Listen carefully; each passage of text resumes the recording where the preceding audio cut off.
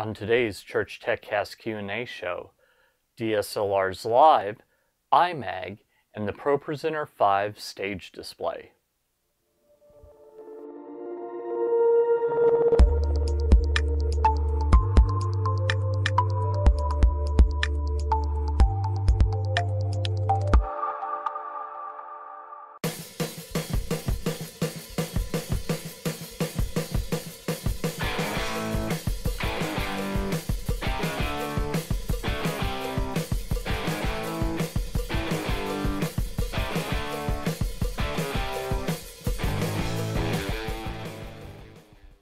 Hi, and welcome again to the ChurchTechCast.com Q&A show. This is the show where every week I answer your church technology questions. My name is Paul Allen Clifford, and I'm your host. I'd love to answer your questions, by the way. So if you haven't written in to Paul at trinitydigitalmedia.com or left your question below the video, go right ahead and do so. Your question might be one that someone else is just keeps meaning to ask or is too afraid to ask for some reason, which I don't know what it is because I don't bite. Well, not very often. Anyway, so our first question today comes from Iriel Smith on YouTube, who asked, can I use a DSLR camera with a capture card on Easyworship?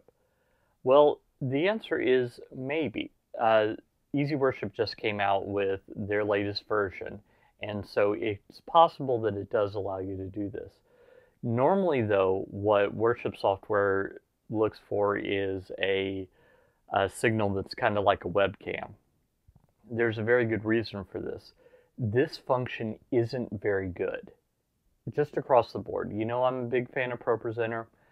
Even on their own tutorial videos, they don't encourage you to do this in a large-scale environment. For a small church where it's nice to have something, but latency isn't an issue, that's one thing.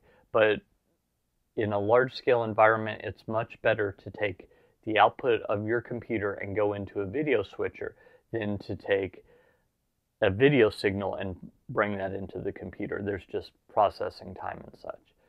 With that said, depending on the DSLR, you might have another problem, and that is overlays. So, for example, I'm recording this on a Canon T3i right now, and as I'm looking at the display, you'll forgive me for looking just askance because the flip screen's just off to the side. I see a little red LED kind of look indicating that I'm recording. I've got a little M next to a microphone icon indicating that I've got manual sound. The ISO is underneath, the f-stop, the shutter speed, etc. And depending on the settings, I could even have more than that. And if I had this hooked up via HDMI, all that would come out. So with Canon, at least, that's a bit of a problem. Now, you can get around it with Magic Lantern on a lot of the Canon camera models, but that is kind of a hack. So it could be that you don't want to do it because of that. I don't know if Nikon and Panasonic and some of the other cameras have that limitation, but that's something that I would look into. If you've already got a DSLR and you're planning on using it, try and hook it up via HDMI to a TV and see if there's any way to remove all that information from the screen, because there might not be able to be a way.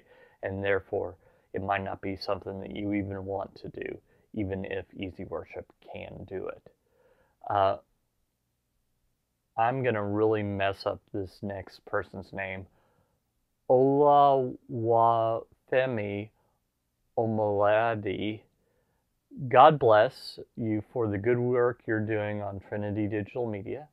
My name is Oluwafemi, a church media personnel trying to serve God in the department in the best of my ability. Presently at the church, we have 3 screens displaying lyrics, video files, scriptures, and images during service. We use Easyworship for our projection through a splitter and a video converter. The screens all display the same thing. Sometimes we use Wirecast so we can connect and use our 3 systems at the same time using our network router through Desktop Presenter. It's a small church and we just manage with what we have.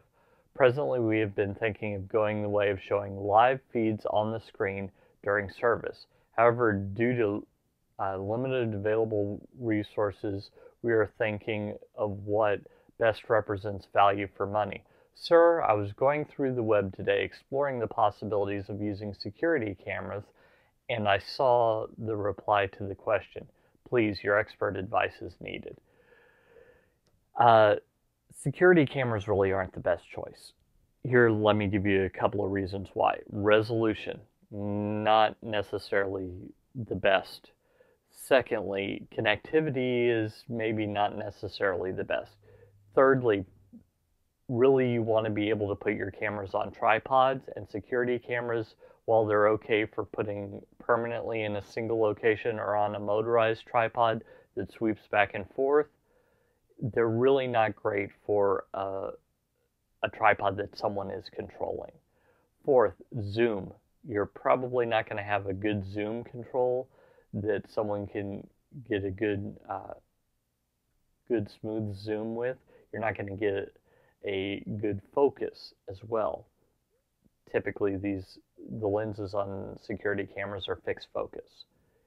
Here is the budget option I would recommend. Camcorders. It doesn't even have to be a new camcorder. It could be that depending on the system you're working with, maybe you need an SD camcorder. Try and find something older and used.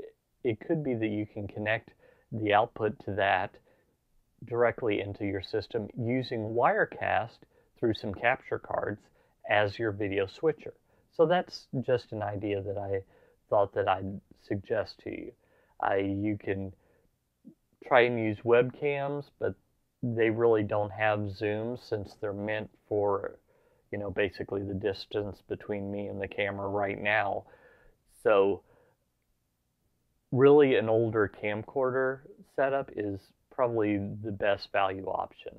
And you can just, based on the rest of your system, go from there. But if you're in a small church, maybe showing live video on the screen isn't the best use of the screen. So let me just challenge you to consider why you're doing it, because the reason that we do that, which is called IMAG, short for image magnification, the reason we do IMAG is to eliminate bad seats. But if you've only got 50 people in the room, there are no bad seats. If you've got 100 or less, there are no bad seats. So you really need a larger room to justify taking up the screen real estate that IMAG would take up. So consider that as well. Next, Chris sent me an email and said, "Hi, my name is Chris, and I just sent you a message on your YouTube channel, which I saw and was about to reply to when I got this email. I am out of ideas and do not have any experience with ProPresenter." I have a little bit. I'm trying to set up 2 stage displays and split the signal from ProPresenter from our Mac that is sending signal to 2 stage projector screens while getting signal from a camera. What do I need to buy and how do I split the signal to have the projector screen showing one thing and our stage display showing another? Thank you for your time. The stage display function in ProPresenter, it's really pretty simple. You get a USB to VGA or USB to DVI adapter, and I'm going to include some links in the video of where you can pick those up. These are affiliate links to Amazon, but you can pick them up pretty much anywhere. You install the driver, then the Mac thinks that it has 3 displays, and then in the preferences for ProPresenter, you just have to drag the box that says SD, short for stage display, over onto the new monitor, and that should fix it. So I've got a video tutorial on how to do just that. If you could head on over to bit.ly, bit.ly/pro5tuts, TUTS, then you can find it in there. So that's one of my more popular videos. I actually need to get one of those in my home setup so that I can show you exactly how to do this instead of kind of futzing around with it. But that's what you can do, and it's really not all that expensive. Those things I think are around $30. So go ahead and give that a try. I hope that helped you. I hope that helped you and your church as you're going out and changing eternity. If you like this content, don't forget to sign up for my email newsletter by heading over to trinitydigitalmedia.com/gifts, GIFTS. And there you can choose my video course, my second book in electronic form, Tweeting Church, or you can even choose my top 5 ProPresenter tricks. Any of those, yours for the taking, along with a free subscription to my newsletter. So head on over and get that today. Until next time, this is Paul Allen Clifford with trinitydigitalmedia.com.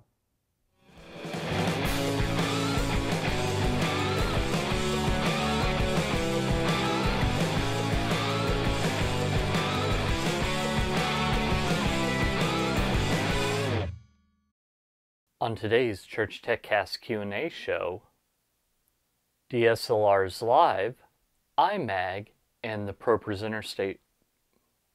Hi, and welcome again to another episode of the ChurchTechCast Q&A show. This is the show where every week I answer your ChurchTechCast questions. So, take 2.